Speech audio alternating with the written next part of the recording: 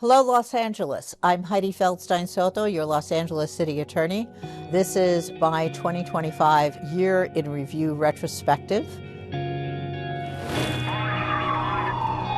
We started with the wildfires on January 7th. Within days of the fires, there were all kinds of landlords all over the city immediately jacking up their rents. In a declared state of emergency, you can't raise your rent by more than 10%. By mid-February, we had a database of the listings that had gone up in price. We sent out, I think it was over 450 cease-and-desist letters to landlords, not just Airbnb. And so we managed to solve a lot of issues amicably without the need to file litigation. We were just trying to make sure that our residents were getting housing that wasn't designed to prey on people who needed shelter very quickly. And then these ICE raids started on June 6th. I was on the phone with Attorney General on Saturday, June 7th, as soon as these raids started. The federal administration used the National Guard as a sword rather than as a shield for the city to come in and to use military-style tactics against our own residents. It was unacceptable. The National Guard typically is only called into action upon the direction of the governor of the state. We brought lawsuits. We got a temporary restraining order to stop the federal administration from employing the tactics they were employing. We have joined a dozen additional lawsuits against the Trump administration. This year, my office sponsored 3 bills that were signed into law by Governor Newsom. One bill protects victims of domestic violence, primarily women and children.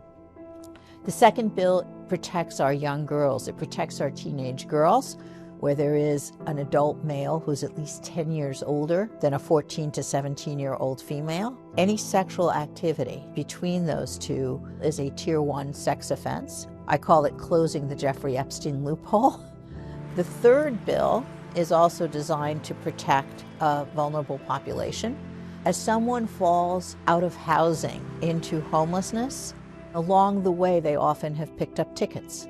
And the tickets, between fines and interest and penalties, just add up to thousands of dollars and become a mountain of debt. It will enable us to opt in to a system that would let us forgive that mountain of debt hanging over their heads. Those were the 3 bills that Governor Newsom signed, and I'm very proud of the work. Taking care of our kids and making sure that they're not abused has been a priority since I took office. And one of the first communities that I felt that about was the Figueroa Street Corridor.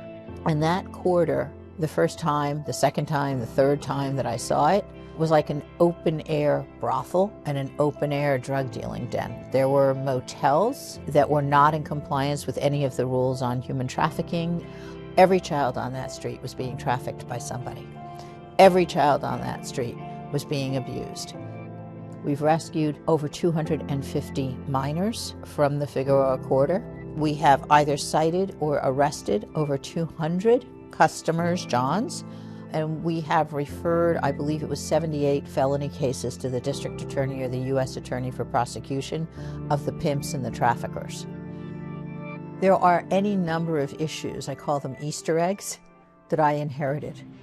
The Laurel Canyon situation was one in which there were 5 enormous homes built on a slope without a permit. The city had been trying to have those properties demolished because they never should have been built. And so finally last year we were successful in getting a plea bargain with the owner to demolish the 5 structures within a year. That really is necessary to protect the communities around it and below it. I'm really proud to lead an office of 1,000 legal professionals. 2 of my prosecutors have earned the distinction of being named Prosecutor of the Year from MADD, Mothers Against Drunk Driving. One of the prosecutors in my public rights branch, who is really protecting habitat and wildlife, earned Prosecutor of the Year from the California Fish and Game Department.